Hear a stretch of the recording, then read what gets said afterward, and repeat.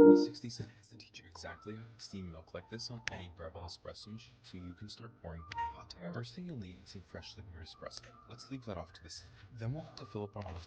Using this spout as a guide, we'll fill the milk exactly to the start of the spout. We then need to our steam so none of the water runs out putting on It's alright, it's alright,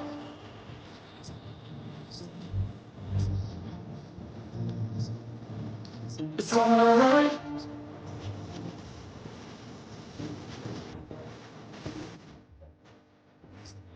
so that the steam is just submerged below the milk surface. This means clean milk will incorporate all the aromas that you created at the beginning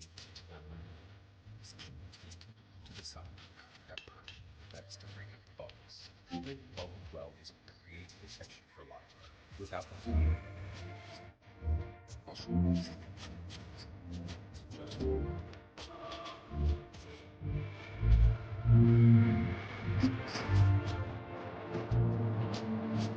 It's alright.